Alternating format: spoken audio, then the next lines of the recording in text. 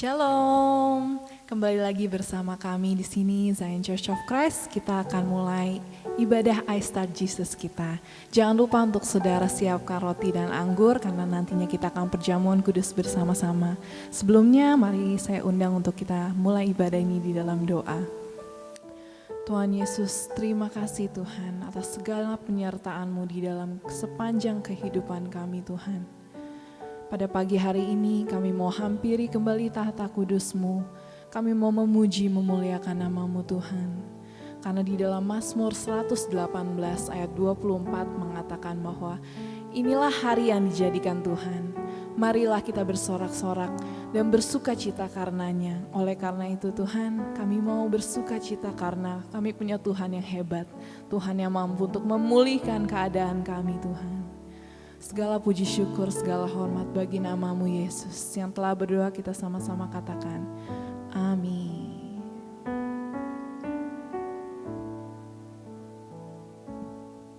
Saat pagi hari ku datang lagi menghadap Tuhan dan rendahkan diri, mengucap syukur buat hari yang Kau beri,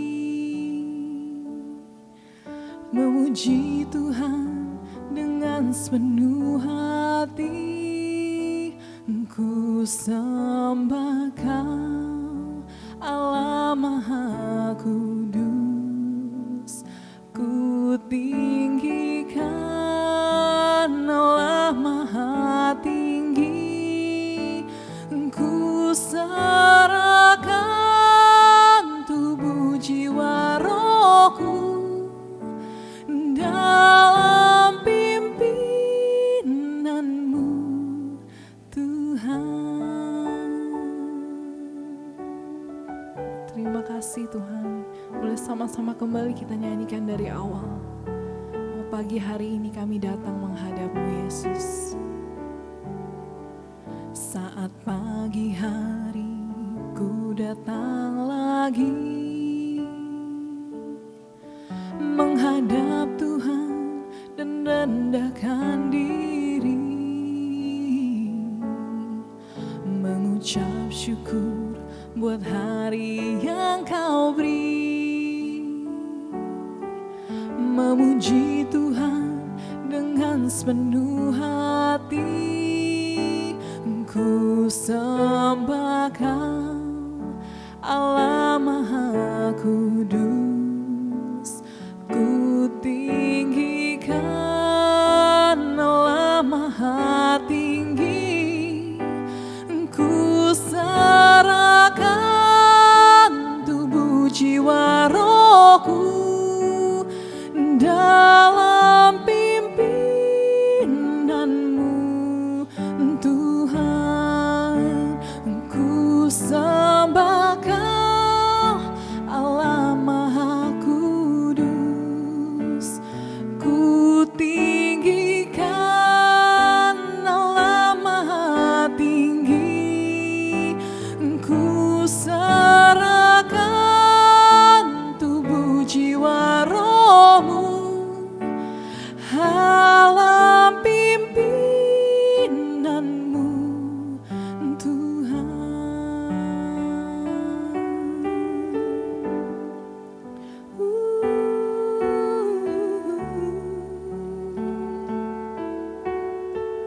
Boleh sama-sama kita menyembah Tuhan, sebab hanya Engkau Tuhan yang kami sembah satu-satunya, sekali Yesus, selamanya Yesus. Ku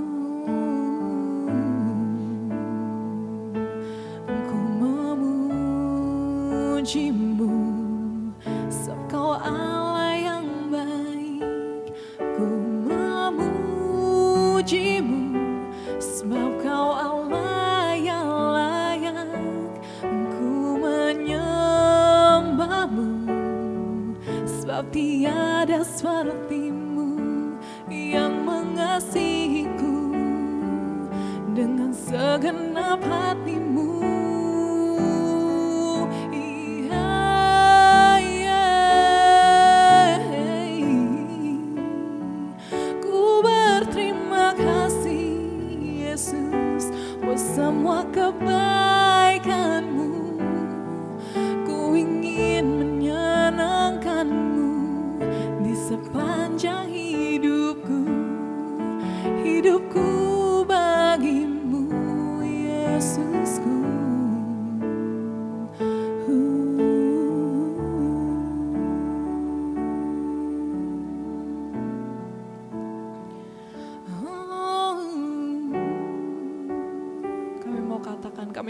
menyenangkan-Mu Yesus.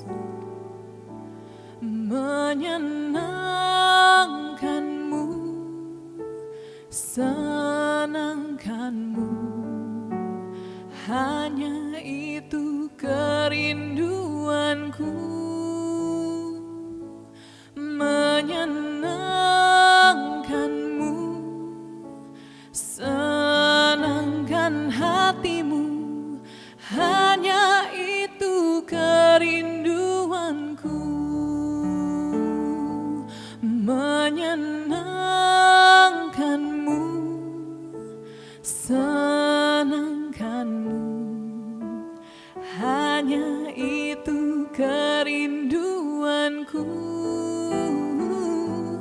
Menyenangkan-Mu, senangkan hatimu, hanya itu kerinduanku.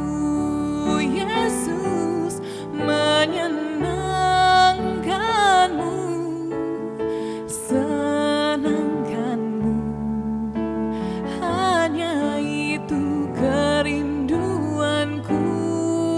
Oh, menyenangkan-Mu, senangkan hatimu, hanya itu kerinduanku. Sama-sama kita naikkan. Menyenangkan-Mu, senangkan-Mu, hanya itu kerinduanku.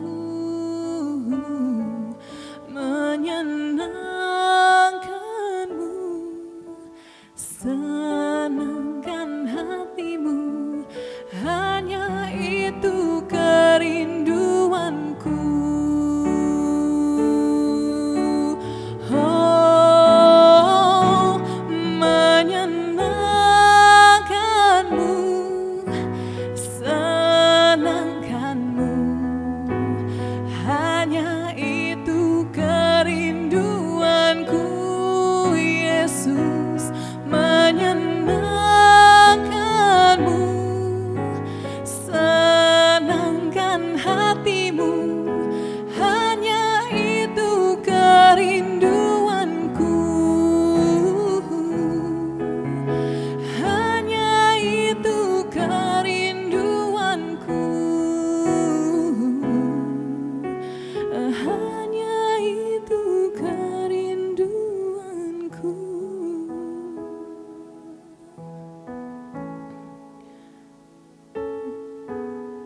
Boleh kita berikan tepuk tangan yang paling meriah buat Tuhan kita. Selamat pagi, ketemu lagi kita di dalam program yang luar biasa I Start with Jesus. Kita dibangunkan tentu pagi hari ini, nggak kebetulan. Kita dibangunkan untuk melihat siaran ini, juga tidak kebetulan. Selalu saya percaya ada rencana Tuhan yang luar biasa untuk kita bisa menikmati hari-hari yang terbaik yang Tuhan sediakan bagi setiap kita. Nah saudara, hari-hari ini tentu kita mendengar berita-berita, tentunya bagaimana situasi-situasi dunia. Dan biasanya kalau kita mendengar berita, ya ada hal yang membuat gelisah atau hal-hal yang mencemaskan, pikiran kita mulai berpikir yang mungkin diarahkan untuk berpikir bagaimana ya seandainya ini terjadi, itu terjadi, dan lain sebagainya. Nah judul hari ini adalah judul yang menarik bahwa tentang ketika dunia bergejolak, di mana hati kita. Nah ini judul yang kita mau bahas tentang ketika dunia ini bergejolak, hati kita ada di mana sih? Sebelum lebih lanjut, mari kita satu di dalam doa. Tuhan Yesus, terima kasih kami diberikan kesempatan lagi hari ini untuk menikmati berkat Tuhan. Pimpin siaran ini, firman Tuhan ini, biarlah setiap anak-anak Tuhan mendengar firman dibukakan. Tutup bungkus mereka dengan kuasa darah Yesus. Iblis tidak bisa mencuri benih firman Allah ini. Sehingga setiap anak Tuhan dapat menangkap dengan jelas dan mengerti apa yang Tuhan kerjakan dan rencanakan bagi kehidupan mereka. Terpujilah nama Tuhan dalam nama Yesus. Amin. Coba kita lihat ayat kita di dalam Matius 6 ayat 21. Dikatakan begini, karena di mana hartamu berada, di situ juga hatimu berada. Ya, beberapa waktu terakhir dunia kembali menyaksikan ketegangan geopolitik yang besar antara Iran, Israel, dan Amerika Serikat. Pada saat konflik seperti ini terjadi, dampaknya bukan hanya pada militer atau politik, tetapi dampaknya juga terjadi pada ekonomi global, stabilitas dunia, dan rasa aman di masyarakat. Banyak orang menjadi cemas. Apakah dunia ini sedang menuju perang besar atau dapat dikatakan perang dunia ketiga? Atau apakah ini tanda daripada akhir zaman? Namun, sebagai orang yang percaya pada Yesus, kita melihat dunia bukan hanya dari kacamata politik, tetapi dari kacamata firman Tuhan. Alkitab sudah berbicara banyak sekali tentang apa? Bahwa sebelum kedatangan Kristus kembali, dunia akan penuh dengan kegoncangan-kegoncangan. Yesus sendiri berkata di dalam Injil Matius pada pasal yang ke-24 ayat 6-7, kamu akan mendengar deru perang atau kabar-kabar tentang perang. Bangsa akan bangkit melawan bangsa dan kerajaan melawan kerajaan. Yesus tidak mengatakan hal ini untuk menakut-nakuti kita. Sebaliknya, Yesus mengatakan ini supaya ketika hal itu terjadi, iman saudara dan saya, kita semua imannya tidak goyah. Yang pertama yang kita pelajari hari ini, dunia yang bergejolak itu adalah akibat kejatuhan manusia. Pahami baik-baik, dunia ini sudah kolaps, sudah jatuh di dalam dosa. Sejak manusia pertama jatuh dalam dosa, maka dunia tidak lagi berada dalam keharmonisan yang sempurna. Dalam Roma 8 ayat 22 dikatakan, sebab kita tahu bahwa sampai sekarang segala makhluk sama-sama mengeluh dan sama-sama merasa sakit bersalin. Ini menarik ayat ini saudara. Bahwa perang, penderitaan, ketidakadilan, penyakit, semua ini adalah buah dari dunia yang telah rusak oleh karena dosa. Karena itu saudara, Alkitab tidak pernah menjanjikan bahwa dunia akan semakin damai. Justru Yesus berkata, dunia akan mengalami sakit bersalin sebelum pemulihan sempurna terjadi. Itu artinya, ya konflik yang terjadi akan selalu muncul saudara. Dan sistem dunia pasti akan tergoncang. Lalu manusia akan banyak yang semakin kehilangan arah. Tetapi bagi Anda dan saya, orang percaya, ini bukan alasan untuk takut. Melainkan ini adalah pengingat bahwa dunia ini bukan rumah kita yang kekal. Garis bawahi di sini. Yang kedua, dunia ini hanyalah tempat transit. Ingat baik, Alkitab mengingatkan bahwa kehidupan kita di bumi itu bersifat sementara. Ibrani 13 ayat 14, sebab di sini kita tidak mempunyai tempat tinggal yang tetap. Kita mencari kota yang akan datang. Berarti orang percaya sering lupa satu hal. Kita bukan warga bumi terlebih dahulu, tetapi kita warga kerajaan sorga. Dunia ini hanyalah tempat transit. Seperti misalkan seseorang yang berada di bandara udara. Kan di sana dia tidak bangun rumah kan di bandara. Orang itu juga tidak menaruh seluruh hartanya di bandara. Di bandara dia hanya apa? Hanya menunggu untuk masuk dalam penerbangan menuju tujuan akhir di mana dia akan tuju. Demikian juga kehidupan Anda dan saya. Memang di dunia ini kita bekerja, kita membangun keluarga, kita melayani Tuhan. Tetapi harusnya hati kita tidaklah melekat pada dunia ini. Nah, pelajaran yang ketiga, di mana hartamu, disitulah hatimu. Yesus memberikan prinsip rohani yang sangat-sangat dalam Matius 6 ayat 21. Di mana hartamu berada, dikatakan di situ juga hatimu berada. Nah, masalah terbesar itu bukanlah perang. Masalah terbesar adalah ketika hati orang, bahwa ketika hati orang percaya, orang Kristen maksud saya, terlalu melekat pada sistem dunia. Makanya, jika seluruh harapan kita berada pada ekonomi dunia, keamanan politik, kekuatan negara, maka ketika, nah ini terjadi nih, dunianya tergoncang, ya hati kita juga akan ikut tergoncang. Tetapi jika hati kita tertambat pada kerajaan Tuhan, maka kita pastinya akan tetap tenang. Firman Tuhan dalam Kolose 3 ayat 2 berkata, pikirkanlah perkara yang di atas, bukan yang di bumi. Nah, pelajaran yang keempat, orang percaya itu tidak dipanggil untuk takut. Yesus memberikan perintah yang sangat penting ketika dia berbicara tentang akhir zaman.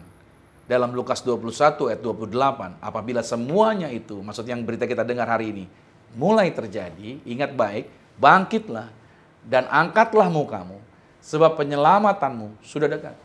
Perhatikan ini, Yesus tidak berkata, kalau itu terjadi, paniklah, ketakutanlah, sembunyilah. Oh tidak. Tapi Yesus malahan berkata, angkatlah mukamu. Kenapa? Karena bagi dunia, tanda akhir zaman adalah kepunahan atau ancaman. Tetapi bagi orang percaya, itu adalah pengharapan. Kedatangan Kristus itu berarti yang terjadi adalah keadilan yang sempurna. Pemulihan dunia dan kerajaan Allah yang kekal terjadi atas dunia ini. Makanya ketika ada pendeta atau hamba Tuhan yang bicara tentang akhir zaman, bagus sih, dia menceritakan tentang semua yang terjadi menurut apa yang dikatakan Alkitab, apa yang sudah dinubuatkan, dan semuanya digenapi, ini dan itu, bahwa perang antara Israel, Iran, dan lain sebagainya, ini semuanya sudah tertulis di dalam Alkitab, bahwa Alkitab kita luar biasa, dan kemungkinan akan terjadi itu, bahwa ini adalah akhir zaman. Bagus kan? Tapi yang kurang tepatnya, di bagian akhirnya dia bilang, kalau ini terjadi, kita bisa berdoa agar Tuhan menambahkan anugerahnya buat kita. Loh, kok jadi takut sih Pak Pendeta gitu? Justru hamba Tuhan harusnya kita menyampaikan kebenaran firman. Bukan malah ketakutan. Jadi menurut saya malahan si pendeta yang menyampaikan tentang akhir zaman, justru sebenarnya dia masih ketakutan. Justru sebenarnya dia masih terikat dengan hal-hal yang ada di dunia ini. Dia masih mau menikmati hal-hal di dunia ini. Bukan berarti hidup kekristenan putus asa, tetapi harusnya kita melihat daripada kacamata firman Tuhan. Bukan malahan kita menganjurkan jemaat untuk ketakutan, menangis, agar ini dilalukan dan lain sebagainya, agar tidak terjadi seperti Alkitab tulis. Alkitab itu ditulis harus terjadi apa yang ada di dalamnya. Karena memang rumah kita bukan di bumi. Kalau memang itu harus terjadi, ya mau bilang apa? Dalam artian, ya sudah itu firman Tuhan. Justru kita bersuka cita. Angkatlah wajahmu untuk melihat apa yang Tuhan sudah sediakan bagi kita jauh lebih baik daripada apa yang ada di dalam dunia ini. Pelajaran yang kelima. Justru di tengah goncangan dunia, ini terjadi, gereja harusnya bersinar. Sejarah menunjukkan satu hal yang luar biasa. Setiap kali dunia mengalami krisis besar, gereja itu bertumbuh luar biasa. Ketika dunia kehilangan harapan, manusia di situ malahan mulai mencari Tuhan. Yesus berkata jelas, Matius 5 ayat 14, kamu adalah terang dunia. Apa artinya? Ketika dunia semakin gelap, terang gereja harus semakin terlihat. Ini bukan waktunya gereja hidup dalam ketakutan. Ini adalah waktunya untuk gereja berdoa lebih sungguh, memberitakan Injil, dan membawa pengharapan untuk orang-orang yang ada di dunia ini. So, saya closing ini. Hati yang melekat pada Tuhan, itu artinya dunia mungkin akan terus mengalami kegoncangan. Konflik antara bangsa mungkin akan terus terjadi. Ekonomi mungkin selalu terjadi adalah ini, naik dan turun. Tetapi dengar baik, firman Tuhan itu tetap teguh, gak pernah berubah. Ibrani 12 ayat 28, karena kita menerima kerajaan yang tidak tergoncangkan. Katakan dalam dirimu, saya menerima kerajaan yang tidak tergoncangkan. Amin. Berarti orang percaya itu hidup dengan dua kesadaran ini. Yaitu yang pertama, dunia ini cuman sementara. Kesadaran yang kedua adalah kerajaan Tuhan itu kekal selama-lamanya. Karena itu, kita tidak hidup lagi dalam ketakutan. Tetapi kita hidup dalam iman dan pengharapan. Dan kita bisa berkata, seperti pemazmur berkata dalam Mazmur 46 ayat 2-3. Sebab itu, kita tidak akan takut sekalipun bumi berubah. Ini dahsyat luar biasa. Mari sama-sama katakan bersama dengan saya. Bapa, di dalam nama Yesus, kami berdiri di atas janji firman-Mu. Kami menerima kerajaan yang tidak tergoncangkan. Kami menetapkan hati kami pada perkara yang di atas. Di tengah dunia yang bergoncang, Engkau adalah perlindungan. Engkau adalah kekuatan kami. Kami melepaskan damai sejahtera Tuhan atas umat-Mu. Kami berjalan dalam iman, pengharapan, dan keberanian. Kami percaya rencana Tuhan tetap sempurna dan kerajaan-Mu tidak akan pernah tergoncangkan. Dalam nama Yesus. Amin. Luar biasa. Puji nama Tuhan. Ini menjadi bagian yang penting sekali bagi anak-anak Tuhan. Bukan lagi hidup dalam kecemasan, tapi kita melihat dari kacamata firman, membuat iman kita bertumbuh semakin kuat, dan semakin pengharapan kita melekat di dalam Tuhan Yesus. Kita masuk di dalam sakramen tubuh dan darah Tuhan Yesus Kristus. Mari saudara yang kasih Tuhan, siapkan roti dan anggur tempat kita masing-masing. Mari angkat rotinya dan ikuti doa saya, sama-sama dengan saya katakan dalam nama Tuhan Yesus. Inilah roti yang telah turun dari surga. Inilah tubuh Tuhan Yesus Kristus, tubuh yang tergantung di atas kayu salib, yang memberikan kami bersama dengan keluarga kehidupan yang kekal di dalam kerajaan sorga. Oleh korban tubuh Kristus, mulai hari ini kami menang atas segala virus, menang atas segala penyakit, tidak terkapar di meja operasi. Kami diberkati umur panjang, tidak sakit-sakitan dari kepala sampai telapak kaki. Setiap sel tubuh kami telah dijadikan baru. Dalam nama Yesus, inilah tubuh Tuhan Yesus Kristus. Mari kita makan.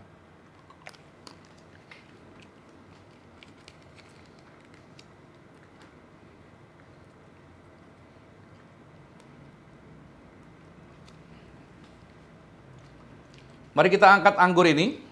Mari bersama-sama dengan saya katakan dalam nama Tuhan Yesus. Inilah darah Yesus Kristus. Darah yang tercurah, darah yang tertumpah di atas kayu salib sebagai perjanjian yang baru dan yang kekal. Oleh korban darah Kristus, kami bersama dengan keluarga termeterai menjadi warga sorga. Dijamin punya rumah di sorga, punya rumah di bumi, tidak mengembara. Dimanapun berada melangkah, dijagai pasukan malaikat sorgawi. Aku tolak santet, aku tolak kuasa kegelapan. Segala rancangan orang jahat tidak berkuasa atas kami. Kami dibebaskan dari segala kutuk kegagalan, kutuk miskin bangkrut kami halau. Kami orang-orang yang diberkati dalam kemuliaan Tuhan. Apa saja yang kami pegang, yang kami kerjakan di dalam karir, bisnis, proyek, usaha, studi, pelayanan kami, diberkati lipat kali ganda dari berkat tertinggi yang pernah kami raih. Dalam nama Yesus, inilah darah Yesus Kristus. Mari kita minum darah Yesus.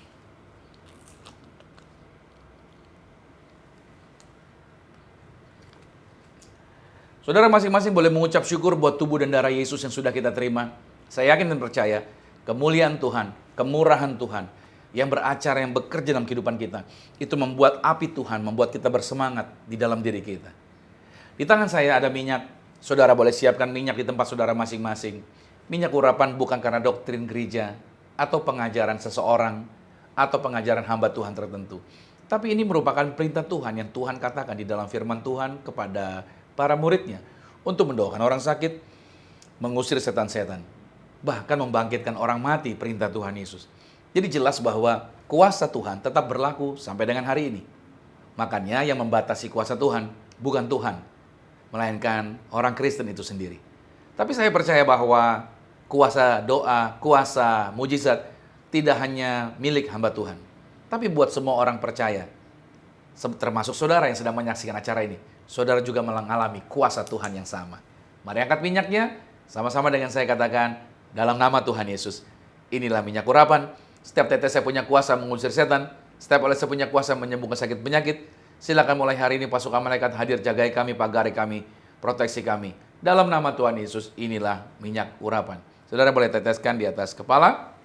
Anda boleh berdoa buat keluargamu, pasanganmu, keturunanmu, bahkan setiap proyek-proyek saudara, bisnis yang di mana saudara ada, tempat di mana tanah yang akan saudara bangun sesuatu, Anda boleh berdoa di sana, atau juga sebelum Anda kerja, meja kerja Anda berdoa di situ tumpang tangan. Agar sepanjang hari apa yang saudara kerjakan, saudara selalu punya keyakinan, saudara diberkati berhasil. Karena saudara, ketika saudara memulai dengan semangat, ketika saudara memulai dengan keyakinan, maka sepanjang hari pekerjaan Anda, bisnis Anda, itu semuanya akan menjadi berhasil. Amsal 18 ayat 21 berkata, hidup dan mati dikuasai lidah. Siapa sungguh menggemakannya, dia akan memakan buahnya. Di layar monitor ada kata-kata doa yang jadi berkat bagi setiap kita. Sama-sama dengan saya katakan, saya diberkati, berkelimpahan, telah ditebus, telah diampuni, dibenarkan, diurapi, disempurnakan, diberi kuasa, hidup dalam kasih karunia, berharga, aman, sehat, penuh kemuliaan, fokus pada Yesus, disiplin, percaya diri, pandai cerdas. Saya diciptakan segambar dan serupa Yesus untuk menggenapi setiap panggilan dan tujuannya atas hidup saya di dalam nama Yesus. Amin. Puji nama Tuhan. Jadi doa orang benar bila dengan yakin didoakan sangat-sangat besar kuasanya. Kita sudah sampai di penghujung acara ini. Bila mana saudara belum pernah menjadi jemaat manapun atau belum punya tempat yang tetap atau belum menjadi jemaat, belum pernah tertanam atau mau tertanam. Gereja kami Zion Church of Christ, kami selalu membuka diri, membuka pintu buat saudara yang mau tertanam untuk mau dilayani, untuk mau lebih didewasakan. Gereja kami setiap hari Minggunya ada 2 kali ibadah, yaitu di jam 8 pagi dan di jam 10 pagi. Yang bertempat lokasi di Hotel Santika, Kelapa Gading. Setiap hari Minggunya di jam 8 pagi dan di jam 10 pagi. Kami percaya bahwa ketika orang-orang datang mencari Tuhan, dan ketika gereja membuka pintunya, dan gereja menjadi berkat, maka setiap orang yang ada di dalamnya menjadi jemaat yang kuat secara rohani, dan mereka didewasakan di dalam Tuhan. Kita akan menerima berkat Tuhan. Mari arahkan hati dan aminkan setiap berkat ini. Diberkatilah engkau di dalam usahamu, diberkatilah engkau di dalam pekerjaanmu, diberkatilah engkau di dalam pelayananmu. Maka siapapun yang tinggal dengan engkau pasti diberkati. Keluargamu diberkati, orang tuamu diberkati, saudara-saudarimu diberkati, rumah tanggamu berbahagia. Maka sekarang terimalah berkat anugerah dari Bapa di sorga, cinta kasih di dalam Yesus Kristus, kekuatan penghiburan di dalam kuasa Roh Kudus, menyertai mengurapi setiap kita mulai hari ini sampai Tuhan Yesus datang menjemput Anda dan saya, keluargamu dan keluargaku, kita semua sama-sama menjadi warga sorga. Yang percaya sama-sama katakan dengan saya, amin, puji nama Tuhan. Sampai jumpa di program I Start with Jesus berikutnya dan God bless you. Amin.